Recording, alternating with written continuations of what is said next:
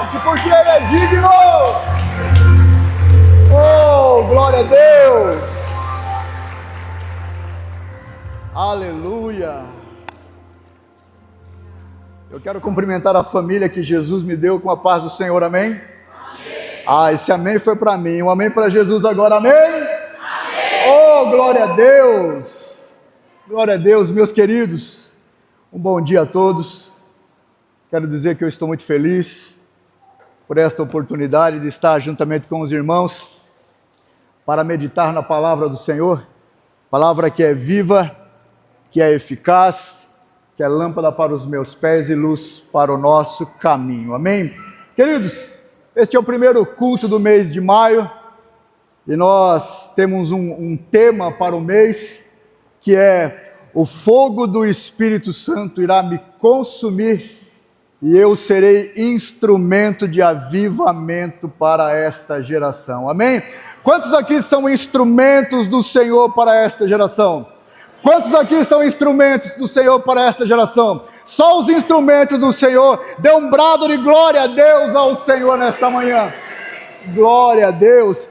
Meus queridos, vamos sem demora abrir as nossas Bíblias no livro do profeta Isaías, capítulo 6. Isaías, capítulo 6. Abra a sua Bíblia por bondade.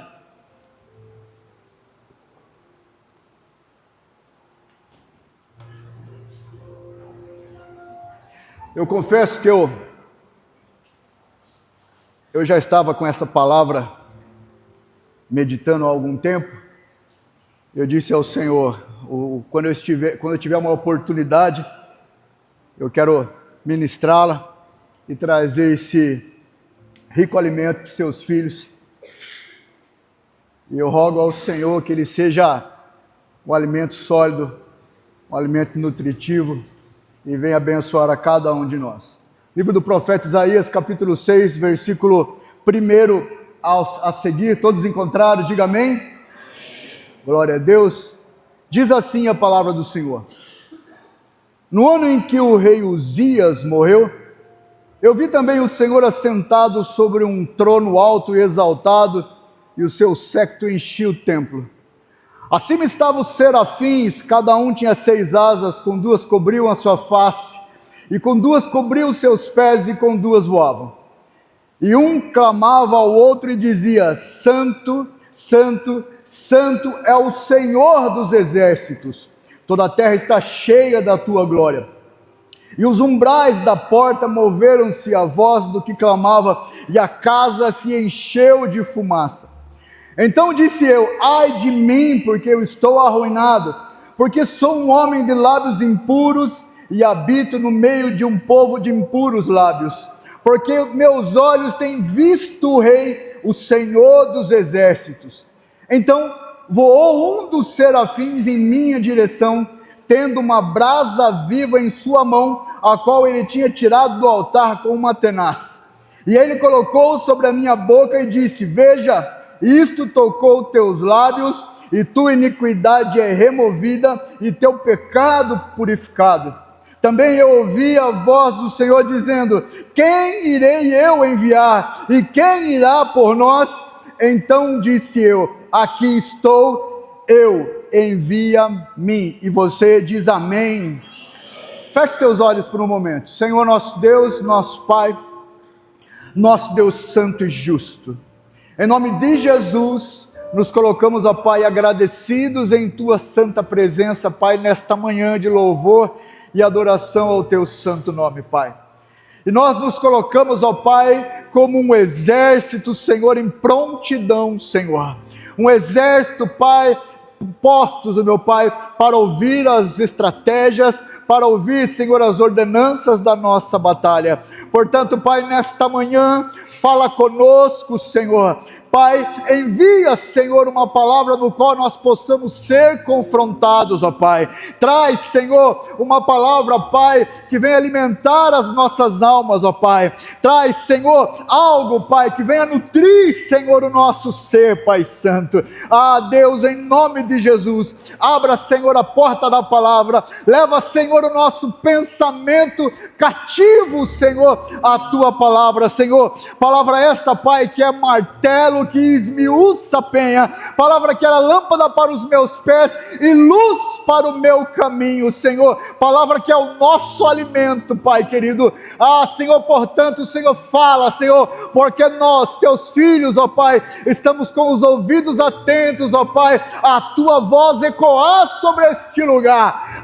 Pai santo e justo, receba toda a glória para si, que o reino do Senhor avance um pouco mais nesta manhã, Pai santo, e eu quero, Senhor, junto com os meus irmãos, Pai, nos investir no nome de Jesus e repreender toda ação contrária, todo ladrão da palavra, Senhor, tudo aquilo que se levanta, Pai, das profundezas do abismo, Pai, para querer barrar, para atrapalhar, Pai, o teu agir, o teu mover, Pai, os teus sinais e maravilhas nesta manhã, Pai santo, se conosco nesta manhã. Assim nós oramos agradecidos, meu Deus, no nome santo do nosso Senhor e Salvador Jesus Cristo, e para a tua glória, Pai. Amém e amém. Você pode se assentar.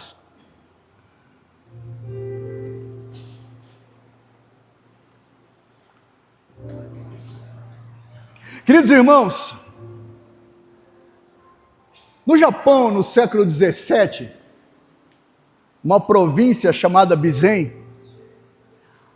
havia um homem muito conhecido nessa província, conhecido por um dom que ele recebeu de seus antepassados, um homem que era um tesouro nacional, cultural daquela região. Esse homem chamava Kenji. Kenji era um mestre ferreiro, e naquela região de Bizen tinha muitas forjas, e naquele tempo as armas eram espadas e outros instrumentos de guerra, feitos com aço forjado. Kenji era um dos melhores ferreiros daquele lugar. E um dia na forja de Kenji apareceu um jovem aprendiz chamado Riku. Riku era um menino que tinha pressa, um rapaz apressado, bastante obstinado. E ele fez uma pergunta para o mestre Kenji que deixou ele se sentindo um pouco estranho. Glória a Deus. E ele fez uma pergunta para o mestre Kenji, dizendo assim: ô mestre, em quanto tempo eu posso fazer a minha primeira espada? Menino bastante apressado. E o mestre Kenji, com a sua sabedoria, ele olha para aquele menino e aponta a forja e fala para ele assim: primeiro você tem que ler o fogo, primeiro você tem que conhecer o fogo. E depois de um tempo ali observando o mestre Kenji, Riku numa noite pega um aço bruto, uma pedra de aço bruto, e coloca naquela forja e começa a construir, e fogo, e martelo, e fogo, e martelo, e passa a noite inteira, enquanto Kenji dormia, Riku forjava uma espada. E naquela manhã, quando Kenji acorda, Riku tinha acabado de fazer uma grande espada, aparentemente muito linda.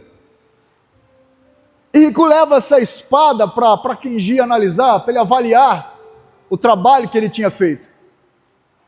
E quando Kenji vê aquela espada, ele não fala nada, mas ele olha para um tronco seco de uma árvore que tinha no meio do pátio da forja, e diz assim para Riku: vai ali e teste a sua espada. E quando Riku vai lá e dá o primeiro golpe naquele tronco de árvore, a espada quebra em 2 pedaços. Quebra em 2 pedaços.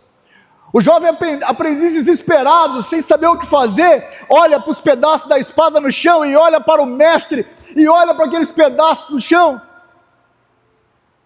O mestre vem e pega aqueles 2 pedaços e ele pega a parte quebrada e mostra para o seu aprendiz, e ele fala assim: olha, a espada, o aço ainda está cheio de impurezas aqui dentro. Ou seja, você colocou no fogo, mas não deixou o fogo fazer o seu trabalho. Não deixou o fogo terminar o seu trabalho. E ele pega aqueles 2 pedaços e diz assim para aquele jovem: Nada que passa pelo fogo está perdido, está apenas começando de novo. Então o mestre começa a fazer e cria uma espada poderosa, uma espada dura, perfeita, apta para as grandes batalhas que tinha no Japão no século 17. E isso aconteceu lá no século 17 no Japão, mas esse tipo de situação já havia ocorrido há séculos atrás. Então, para entendermos isso aí, nós temos que entrar lá no templo com o profeta Isaías. Isaías entra no templo, bastante entristecido. O rei Uzias tinha morrido, e ele entra naquele templo.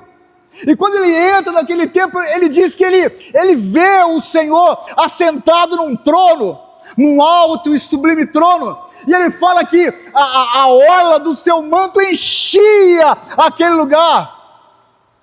Os serafins voavam em cima, e o local era cheio de fumaça. E ele não entra em adoração, em êxtase, em alegria. Ele cai de joelhos e fala assim: Senhor, eu estou perdido, porque eu sou um homem de lábios impuros e habito no local de homens de impuros lábios, e meus olhos viram o rei. Mas de repente um serafim vai diante do trono do Senhor e pega uma brasa com uma tenaz e leva sobre os lábios do profeta Isaías. E o Senhor fala assim: isso, perdoou o seu pecado. E ele falou a mesma coisa que o mestre falou para Riku, só que de uma outra forma: nada que passa pelo fogo está perdido. Nesse momento o profeta Isaías, ele é transformado. Ele entrou como um homem acabado, entristecido, e saiu de lá como um profeta. Deus purificou o seu instrumento de trabalho, colocou uma brasa de fogo nos seus lábios, lábios esses que seriam, aleluia, usado para as profecias, usado para a palavra. Ou seja, nós entendemos que o fogo é o agente de transformação quando falamos do Senhor. Se queremos ser transformados, nós temos que passar pelo fogo. Temos que passar pelo fogo. Mas perceba a sequência de Deus que nunca muda. Primeiro o fogo, depois o envio. Primeiro a brasa, depois a voz. Primeiro ai de mim, depois o aqui estou. Isaías não foi ao templo para ser enviado. Ele foi e encontrou um Deus que consumia. E foi exatamente nessa combustão que nasceu o profeta que sacudiria as nações. Essa é a sequência. Primeiro o fogo. Eu perguntei aqui, quantos são instrumentos do Senhor? Muitos levantaram as mãos, muitos deram glória a Deus, mas já passaram pelo fogo. É o fogo que transforma, é o fogo que dá a liga, é o fogo que muda, é o fogo que transforma, é o fogo que renova. E se nós falamos que este mês é o mês que eu serei consumido pelo fogo, consumido pelo fogo. E se falamos assim, quero ser consumido, é sinal que eu quero ser transformado. Quantos aqui querem ser transformados? Quantos aqui, aleluia, não se conformam em ser do mesmo jeito? Não, eu quero ser transformado. Seja consumido pelo fogo do Senhor. Glória a Deus. E a sequência de transformação tem 4 movimentos: o fogo que revela, o fogo que purifica, o fogo que forja e o fogo que envia. Então, se para sermos instrumentos de avivamento, devemos ser consumidos pelo fogo, mas primeiro nós temos que conhecer o seu processo. Mas há uma diferença entre ser aquecido e ser consumido pelo fogo.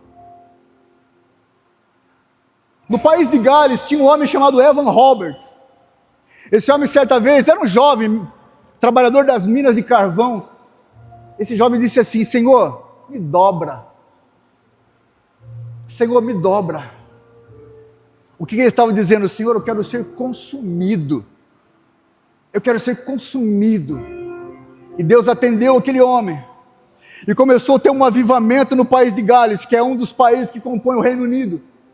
E começou a ser consumido aquele povo, e aquele povo começou a ser consumido. As minas de carvão já não falavam mais palavrão, mas aqueles mineiros, eles entoavam hinos de louvor e adoração ao nome do nosso Deus. E o país de Gales inteiro foi consumido pelo poder do fogo do Senhor. Um homem que chegou para o Senhor e falou assim: Senhor, eu quero ser consumido. Imagina uma geração de homens e mulheres consumidos, transformados pelo Senhor. Ontem eu saí a gente costuma falar na cidade, né? Viemos no centro, eu e a Gra, e eu comecei a olhar para a juventude que eu encontrava, e eu vi uma juventude perdida, uma geração estranha, uma geração que não se encontrou ainda. Depende de quem mudar esse povo. Quem vai mudar esse povo? É o Senhor que vai mudar esse povo? É os anjos que vão mudar esse povo? Quem é? Somos nós, homens e mulheres transformados, consumidos. Mas há uma diferença entre ser consumido e ser aquecido. Aqui, eu creio que quase na sua totalidade, 99,9% das pessoas gostam de um bom churrasco. Não é mesmo? Quem gosta de churrasco aqui? Aí, ó, glória a Deus. Olha lá o James, ó. Ó, o James, o Ju, o Alessandro lá. O pessoal gosta de pilotar na churrasqueira. Qual que é o melhor lugar para se estar no churrasco? Qual é, James, o melhor lugar para se estar no churrasco? Aonde? Perto da churrasqueira.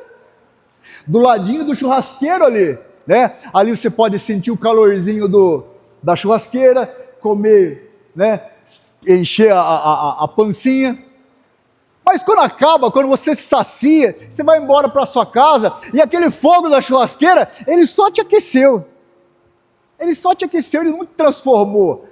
Ele só te aqueceu. Agora, se você pegar um pedaço de madeira,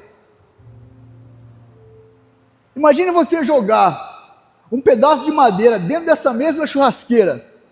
A madeira não aprecia o fogo à distância, ela é consumida por ele. Ela deixa ser o que era. Ela vira luz, vira calor, vira energia. Ela cumpre o propósito máximo de sua existência quando se entrega totalmente às chamas. Ou seja, eu jogo a madeira dentro da churrasqueira, o fogo que está lá, ele vai transformar aquela madeira. Ela deixa de ser o que era para ser outra coisa. Ela vai gerar calor, ela vai gerar energia. Ela foi totalmente transformada. Ser consumido é isso, é mudar o primeiro estágio que você era e ser transformado. Para quê? Para cumprir o seu propósito. O propósito da madeira era gerar calor, gerar energia, virar luz, calor, energia. Esse era o propósito da madeira. E o nosso propósito? Só pessoas transformadas, consumidas pelo fogo, aleluia, cumprem o seu propósito. Cumprem o seu propósito. Ah, eu quero cumprir o meu propósito. Seja consumido pelo fogo do Senhor. João Batista disse certa vez assim, ó: e eu em verdade vos batizo com água para o arrependimento. Mas aquele que vem após mim é mais poderoso do que eu, cujas sandálias eu não sou digno de levar, e ele vos batizará com o Espírito Santo e com fogo. Não só a presença doce do Espírito Santo, mas com fogo, aleluia, o batismo que transforma, o fogo que consome, o fogo que muda, aleluia, o fogo que transforma você, aleluia, de entristecido, derrotado, perdedor, aleluia, para se assentar com os príncipes deste mundo, aleluia, ah Senhor, aleluia, para sentar-se, aleluia, com o Senhor por toda a eternidade, para cumprir o teu propósito. Esse é o fogo do Senhor. O problema da nossa geração é que queremos o calor do avivamento sem o custo da combustão. Queremos a unção sem entrega, o poder sem a cruz, e a colheita sem o choro da semeadura.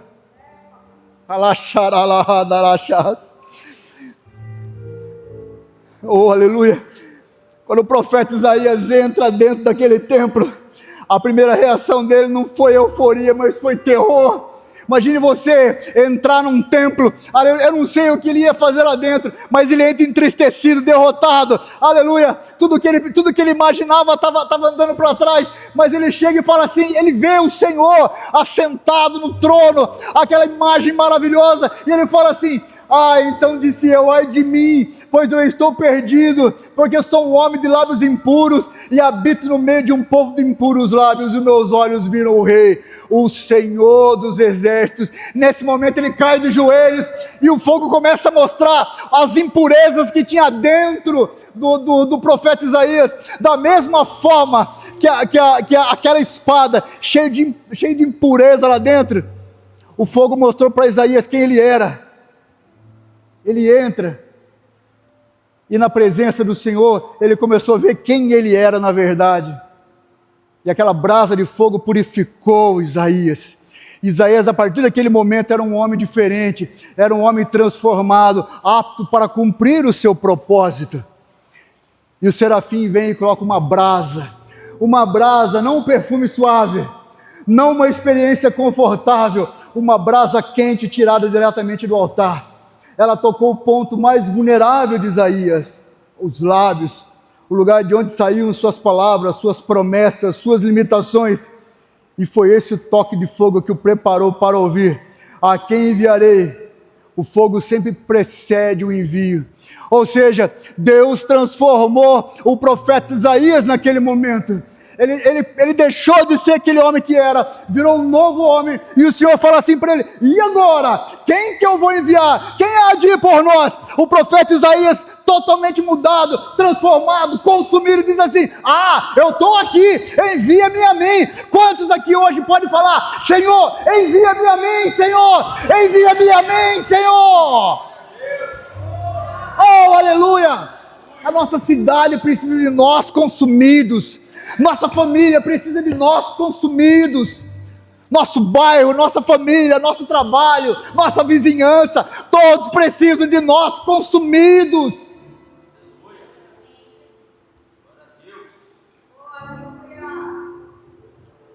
Mas lá em Atos capítulo 2, a Bíblia vai dizer que 120 pessoas, tendo uma promessa do Senhor, Senhor Jesus, antes de ir embora, disse assim: olha, ficar em Jerusalém até que do alto sejais revestidos de poder.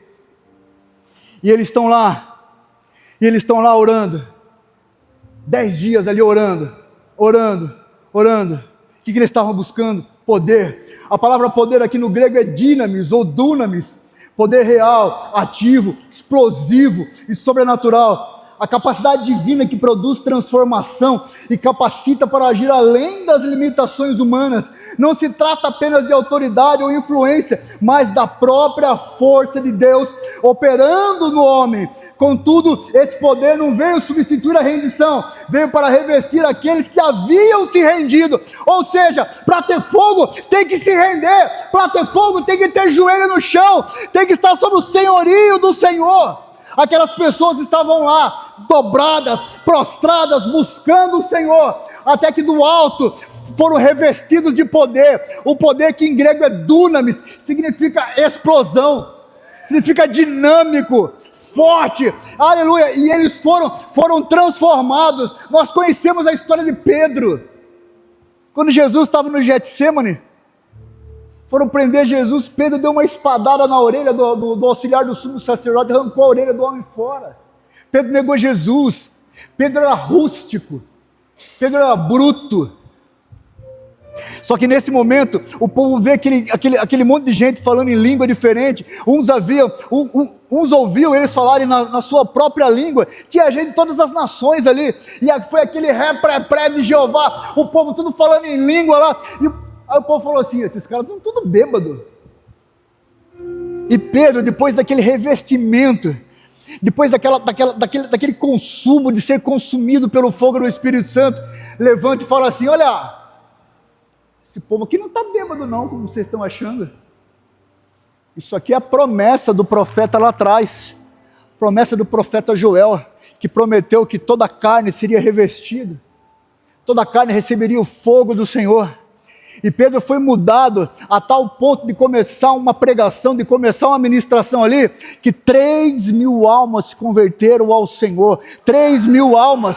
Olha o fogo do Senhor transformando aí. Olha o fogo do Senhor mudando a vida de pessoas aí.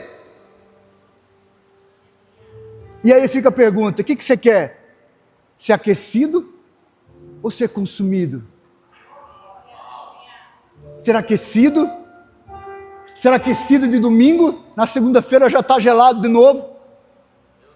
Aí vem no próximo domingo, se aquece mais um pouquinho, na segunda está gelado de novo. Vai no PG, dá mais uma esquentadinha, mas depois está gelado de novo. Será que cabe a nossa vida ser só assim? Aquece, esfria, aquece, esfria. Sejamos consumidos, brasas de fogo. Aplauda o Senhor nesta manhã.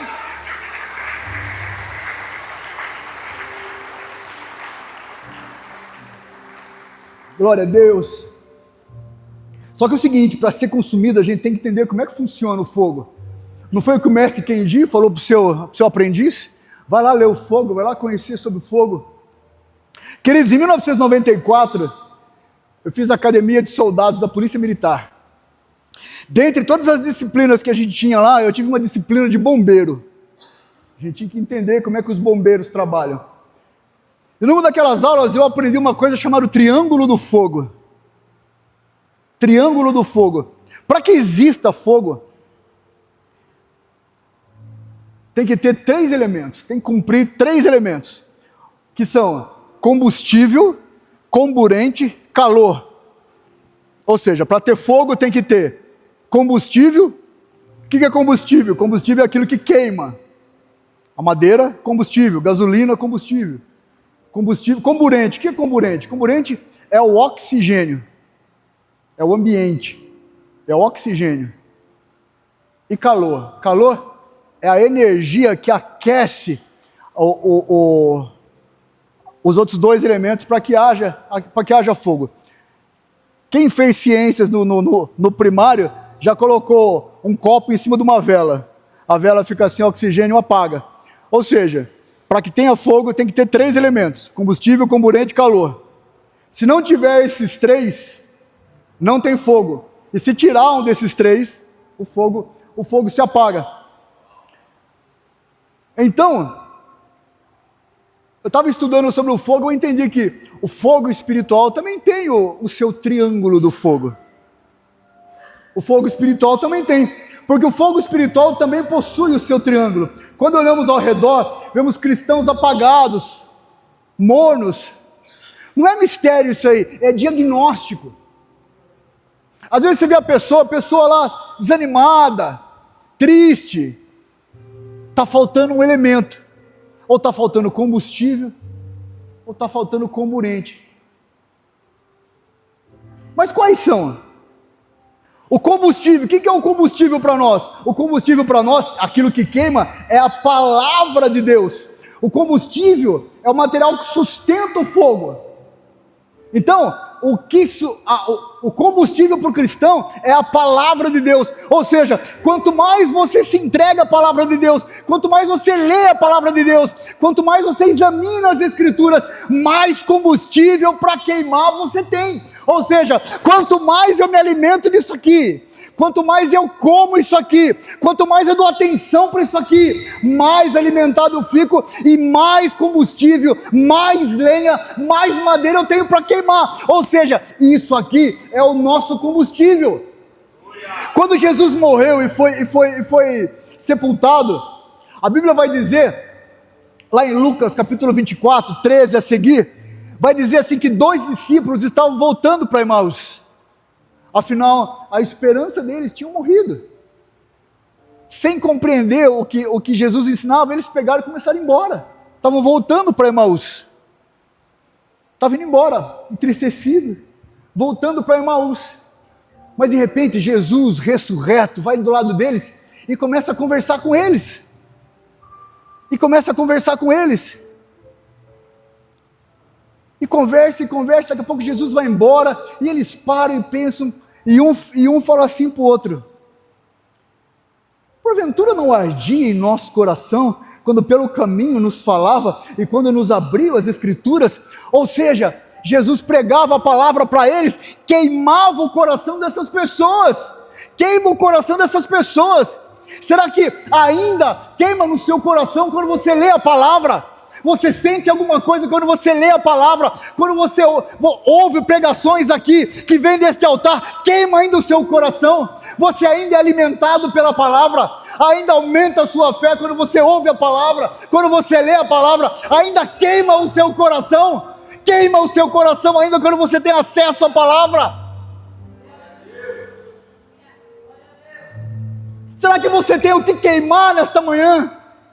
Será que você tem o combustível para ser consumido pelo fogo? Sabe o que acontece nos nossos dias? Estão desprezando isso aqui, ó. Estão desprezando isso aqui. Antigamente não chamava crente, olha lá os crentes.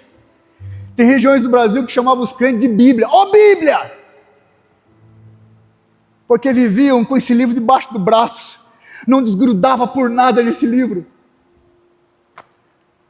Hoje tem pessoas que nem levam mais a Bíblia para a igreja, nem tem mais Bíblia, trocaram pelo celular. É errado? Não é errado, pastor, mas isso aqui tem que ser companheiro nosso a cada dia. Isso aqui alimenta a gente de manhã, alimenta a gente quando a gente precisa, está passando mal, abra isso aqui. Estou em dúvida, estou triste, abra isso aqui é aberto, é a boca de Deus. Nós estamos deixando isso aqui para trás. Não é mais a marca registrada dos crentes.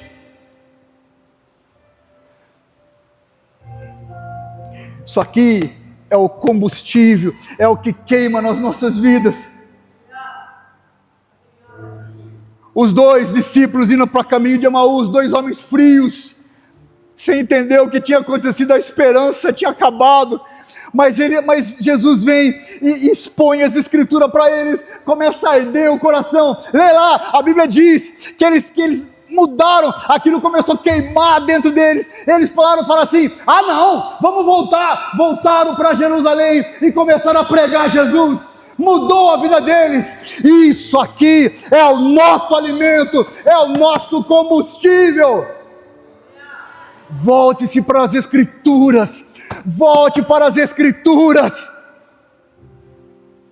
Mas se a palavra é o nosso combustível, o que é o comburente? O que é o oxigênio? O que é o ambiente?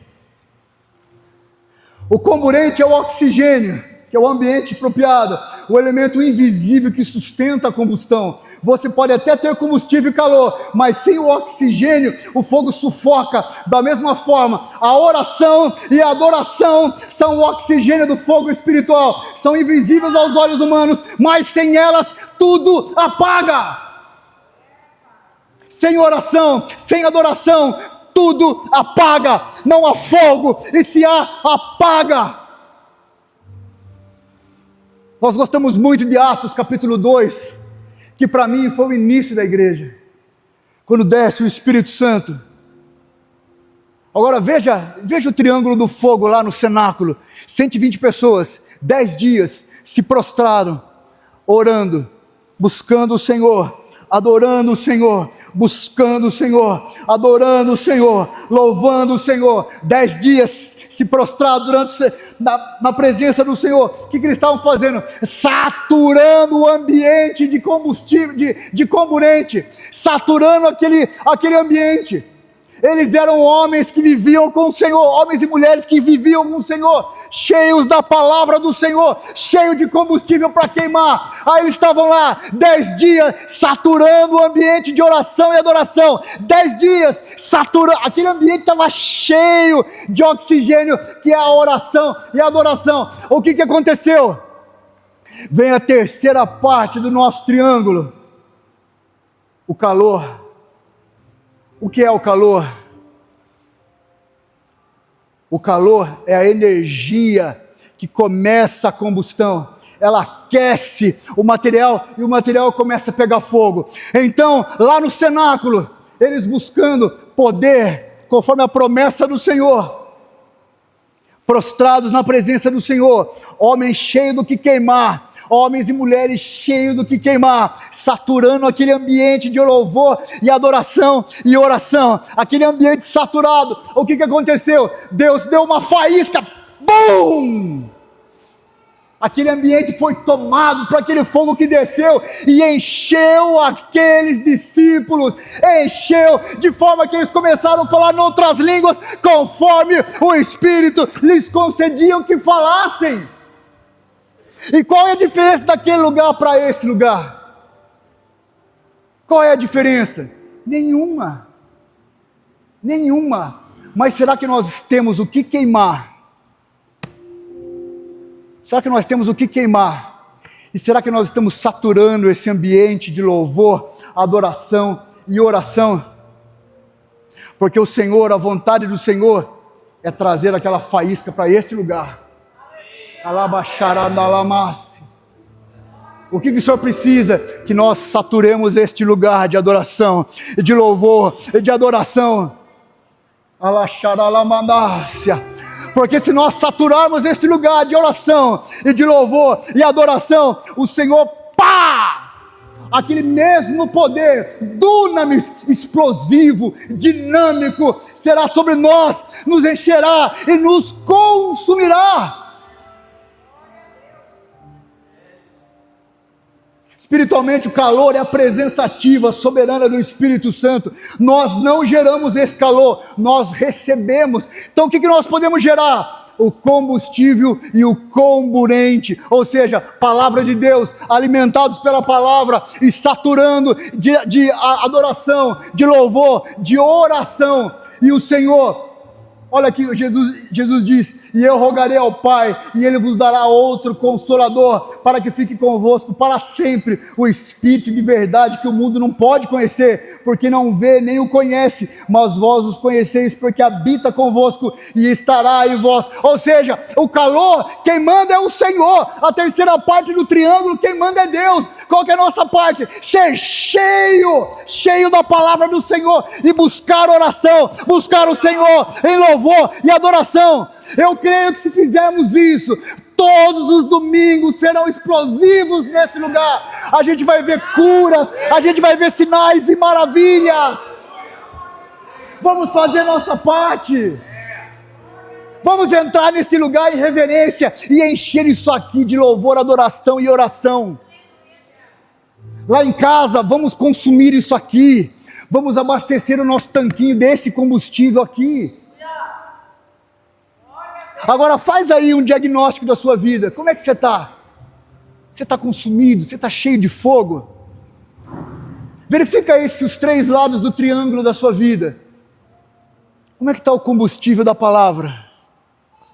Como é que está aí o comburente da oração e adoração? E a presença do Espírito Santo? Faz um diagnóstico aí da sua vida. Aí você me pergunta: pastor, eu estou convencido, eu quero ser consumido. Eu quero ser consumido. Mas o que o fogo faz em nós? Por que eu tenho que ser consumido por fogo? Porque, em primeiro lugar, o fogo purifica. Isaías, na presença do Senhor, chegou lá e ele expôs tudo que ele era. Eu sou pesado, eu sou pesado de língua, os meus lábios são impuros. Aquela brasa purificou o pecado de Isaías. O ourives, aquele que mexe com ouro, ele pega o cadinho, que é um recipiente, e coloca uma pedra bruta de ouro ali, e taca fogo em cima. E taca fogo naquilo ali. E aquele fogo vai purificando o ouro, vai tirando as impurezas daquele ouro e vai tornando mais perfeito, até o ourives conseguiu olhar para aquele brilho daquele ouro e conseguir ver a face dele ali. O fogo purifica. Às vezes você entrou aqui: eu tenho um vício, pastor, eu estou aqui seguindo Jesus, mas eu ainda bebo, eu ainda fumo, eu tenho uns problemas aí, Jesus. Busque o fogo do Senhor. Busque ser purificado. O fogo purifica. O que mais? O fogo ilumina. Eu achei legal hoje pela manhã, quando a Andréia começou a falar sobre sinais, sobre que nós somos os sinais que o povo vê aí fora. Queridos, o fogo sobre a língua lá em Atos capítulo 2, é como se Deus estivesse dizendo, o que eu coloco em você precisa sair pela sua boca.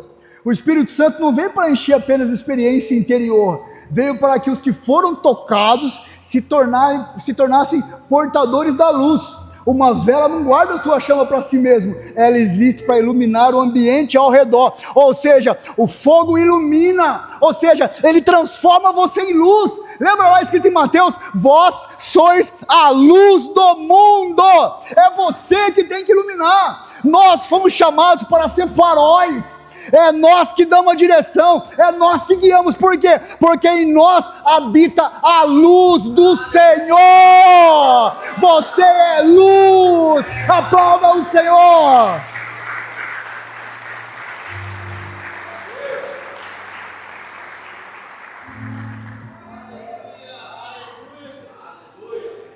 É a gente que mostra o caminho, somos nós que mostramos o caminho. O mundo aí fora não nos influencia, somos nós que influenciamos. Para de pensar que a igreja é uma instituição retrógrada. Nós somos mais atuais do que o jornal que vai sair amanhã. Por quê? Porque o Senhor está conosco, nos tornou luz, vós sois a luz do mundo. Aleluia! Mas além de ele purificar, de trazer luz, o fogo forja. Queridos, há uma diferença gritante sobre ser ferramenta e ser instrumento. Ferramenta é aquilo que a gente pega quando a gente vai fazer um reparo. O Murilo da Nana, esses dias eles mudaram de casa, ele falou, ô Culiche, você tem umas ferramentas aí? Eu falei, tenho. Aí ele foi em casa e pegou a caixinha de ferramenta, ficou um tempo com ele. Ferramenta, a gente pega para usar uma vez, depois guarda e sabe lá Deus quando a gente vai usar de novo. Isso é ferramenta. A mulher quer colocar um vaso de planta na parede, né, o suporte, né? O marido vai lá, pega a ferramenta, prende lá o suporte na parede. Vai saber quando a mulher vai querer plantar outra coisa, colocar outro suporte na parede. Agora, instrumento não. Instrumento não. Instrumento, ele melhora com o tempo. Pergunta para o povo aqui, para o baterista, para os guitarristas, pergunta para eles aqui, se o instrumento deles não melhorou com o tempo. Tem que afinar eles. Com o tempo ele só melhora, O instrumento só melhora. Por quê? Porque é usado todo dia. Instrumento é usado todo dia. Não está dizendo aqui que a gente vai ser instrumento de avivamento. É usado todo dia. Nós não somos ferramenta de domingo. Nós somos instrumento da semana inteira. Queridos, quando a Laurinha fez a matrícula no curso de odontologia, né? Ela teve que comprar umas coisinhas, tudo baratinho, né, filha? Ela queria a coisa mais importante para quem começa a estudar odontologia, é uma caixinha assim, chamado kit acadêmico. Agora você entendeu, né? Chamado kit acadêmico. Dentro dessa caixinha tem os principais instrumentos que um dentista usa. Aquele espelhinho, aquele motorzinho, que todo mundo gosta daquele barulhinho, né? Aquelas inchadinhas que cavocam o dente, né? Então é uma caixinha cheia desses instrumentos, né? E ela tem guardadinha essa caixinha lá, né? Que nós tivemos que dar um rim para Laurinha. Você pode não usar esses instrumentos agora, mas você é, filha, um instrumento poderoso nas mãos do Senhor. Eu tenho visto quanto o Senhor tem usado você, filha, e vai usar cada dia mais. Você é um instrumento poderoso, consumido pelas mãos do Senhor. Aleluia! Aplauda o Senhor pela vida da Laurinha.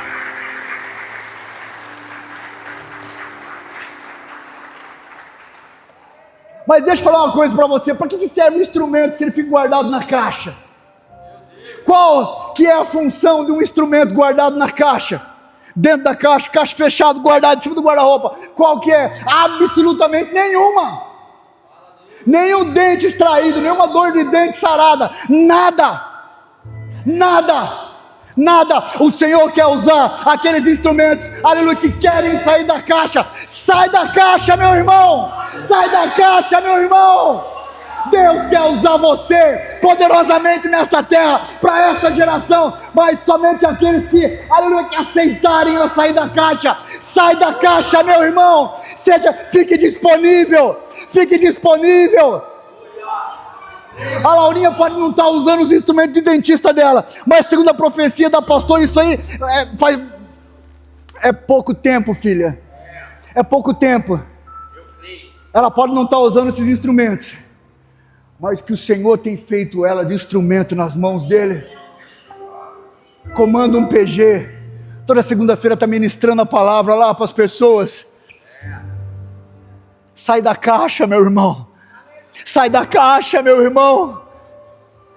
Como é que nós queremos ser instrumentos de avivamento para essa geração, se estamos lá guardados dentro da caixa, em cima do guarda-roupa? Sai da caixa, meu irmão, toma coragem, toma sua postura hoje. Eu quero sair da caixa.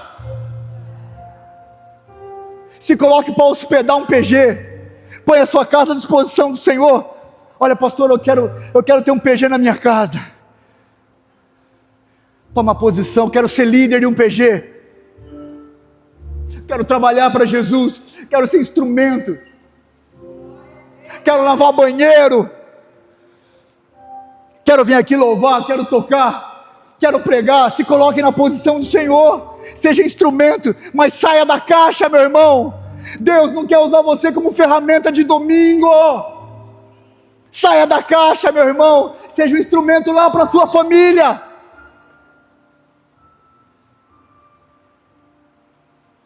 Ferramenta é útil só de vez em quando. Instrumento é útil todos os dias, todas as horas. Eu estou lá no trabalho, o Senhor me usa como instrumento. Eu estou lá no clube, eu posso estar lá descansando, mas o Senhor me usa como instrumento. Eu estou lá em casa, e o Senhor me usa como instrumento. Com a minha vizinha endemoniada, o Senhor me usa como instrumento. Esse tempo atrás, a minha vizinha endemoniada, aquela macumbeira, chamou nós lá. A menina está doente, pode orar pela menina? Pô, a gente ora. E no final da oração, o Senhor falou para mim assim: faz o apelo para ela. Eu quase comecei a discutir com o Senhor. Falei: apelo para esse povo? Faz o apelo. Foi eu que morri por eles. Faz o apelo. Eu fiz o apelo para aquele senhor e para aquela jovem, e eles se renderam ao Senhor. Glória a Deus. Se renderam ao Senhor. Eu creio que um dia aquele povo vai estar aqui com a gente, mas eu fiz a minha parte, fui instrumento, fiz aquilo que o Senhor mandou, não fui uma ferramenta, fui instrumento. A gente acha que instrumento é só aqueles que são os pastores, os obreiros, aqueles que têm diploma de teologia. Não, querido, é todo mundo. É todo mundo, é eu, é você. A pessoa vem a primeira vez na igreja, é instrumento. Sai daqui, olha, fui num culto lá, é maravilhoso, o povo lá ora, o povo lá dança, o povo lá sempre que animado o negócio. Vamos lá, semana que vem, está sendo instrumento. O que custa a gente trazer? Olha a galeria lá, gente. O que custa a gente trazer alguém? O que custa ser instrumento? Sai da caixa, meu irmão. Sai da caixa, meu irmão. Só que o duro, que tem uma palavra do Senhor para aqueles que ficaram na caixa. O Senhor tem um aviso severo para quem ficou na caixa. Apocalipse 3, 15, 16 diz assim: porque conheço as tuas obras, que nem és frio nem quente. Quem dera que fosses frio ou quente. Assim que és morno e não és frio nem quente, vomitar-te-ei da minha boca. A mornidão espiritual não é neutralidade, é um instrumento que decidiu ficar na caixa. E o remédio para a mornidão nunca é esforço humano, é se entregar ao fogo que forma, que afina e que coloca nas mãos do mestre. Se coloque nas mãos do Senhor. Sai da caixa, meu irmão. Mas além de forjar, o fogo multiplica. Quem acendeu o churrasqueiro aqui, sabe do que eu vou falar agora. Se você pegar, quem acende churrasqueira, não sei se todo mundo acende que nem eu, se vê aí, James, se eu estou fazendo certo. Pega um pedacinho de papel, molha com óleo e coloca bem no meinho, assim, enche a churrasqueira de carvão e coloca bem no meinho ali e vai acender ali. O fogo vai queimar os primeiros carvões ali. E depois um queima o outro, que queima o outro, que queima o outro, que queima o outro, que queima o outro, que queima o outro. E daqui a pouco a churrasqueira inteira está em brasa. Ou seja, o carvão, ele não divide o seu fogo, ele multiplica o seu fogo. Multiplica. Irmão, dentro de você há uma chama, há uma brasa. Multiplica ela com quem precisa. Multiplica. Multiplica, encosta em quem não tem fogo e queima ele. Querido, você está apagado, encosta em quem está aceso. Encosta em quem está aceso. Ah, pastor, eu estou desanimado. Encosta em quem está aceso. O fogo multiplica. Paulo escreve assim para Timóteo: por cujo motivo te lembro que despertes o dom de Deus que existe em ti pela imposição das minhas mãos. A palavra grega usada aqui para despertes é anosopirel, literalmente, reacender a brasa. Paulo não diz que Timóteo havia perdido o fogo, diz que era preciso reavivar as brasas. Uma brasa apagada não precisa de um novo fogo, precisa de um sopro, o sopro do Espírito. E quando essa brasa é revivada, ela aviva outras brasas. Mas acima de tudo, para a gente terminar, meus irmãos, essa geração precisa de você em chamas. A nossa cidade precisa de você em chamas. O nosso país precisa de você em chamas. Querido, dá uma volta na cidade. Você vê como maluca está a cidade. Você vê a juventude totalmente doente. Você vê as pessoas doentes. O nosso país está sendo tomado por uma geração de doentes. O país está doente. A gente vê uma geração esquisita. A gente não consegue entender. Mas dentro de você existe uma brasa. Existe uma brasa. O profeta Joel descreveu algo que aconteceu começando lá em Atos capítulo 2 e até hoje acontece. O profeta Joel diz assim: há de ser que depois derramarei o meu espírito sobre toda a carne. Os vossos filhos e as vossas filhas profetizarão.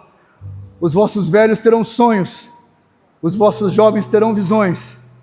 E também sobre os servos e sobre as servas, naqueles dias derramarei o meu espírito. Sobre quem? Sobre os pastores, sobre os obreiros, diáconos, presbíteros, cooperadores, sobre toda a carne, não apenas os sacerdotes, não apenas os pastores, não apenas os que têm diploma de teologia, velhos, jovens, homens, mulheres, servos, toda a carne. Isso significa que o avivamento dessa geração depende de você, exatamente você, com todas as suas imperfeições, histórico, limitações e fraquezas. Que é o avivamento? Começa por você. Senhor, começa em mim, Senhor. Começa em mim, Senhor. Houve um homem nesta terra chamado William Seymour, um homem negro que não tinha o olho esquerdo. Foi convidado para pregar numa igreja, e como ele era negro, colocaram ele para pregar no corredor, por causa da segregação. Pregou no corredor, não tinha influência, não era branco para pregar dentro da igreja. O que ele fez? Ele falou assim: ah é? Não vou entrar por causa da minha cor, não vou entrar por causa da influência humana, eu vou entrar por causa do fogo divino. Esse homem alugou um barracão lá na Rua Azusa, número 312. E começou a chegar gente. Esse homem, ele não tinha um púlpito bonito, ele tinha 2 caixotes de fruta, e ele colocava a cabeça no caixote, e passava o dia orando. Ele falou assim: começa em mim, e orava dentro desse caixote, daqui a pouco tinha branco, tinha preto, tinha gente de toda cor, tinha gente de toda raça, tinha rico, tinha pobre, todo mundo se rendendo naquele culto, todo mundo se encheu do fogo consumidor do Senhor. Por quê? Porque o homem falou assim: começa em mim, o avivamento começa em mim. A gente tem uma mania de achar, a gente sempre acha assim: o Senhor vai mandar um avivamento para nós. O Senhor não vai mandar nada, o avivamento começa em nós. O avivamento não começa com o Senhor, começa em pessoas, começa sobre aquele que tem nome e sobrenome. Fique em pé, meu irmão. Aleluia! Ainda bem que eu vi, Jesus. Grandes avivamentos começam com quem sai da caixa.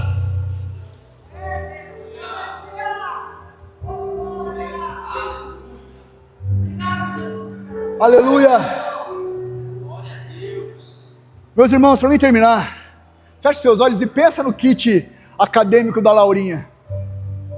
Pensa naquelas ferramentas brilhantes, novinha. Pensa naquele espelhinho que olha os dentes. Pensa na maquininha.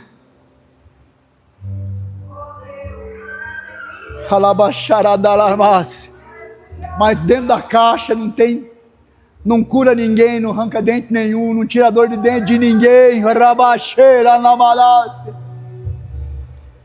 para a sua vida. Estou dentro da caixa, estou fora da caixa.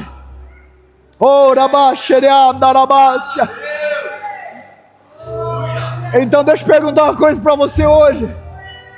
Você está disposto a sair fora da caixa? Quantos aqui estão dispostos a sair fora da caixa?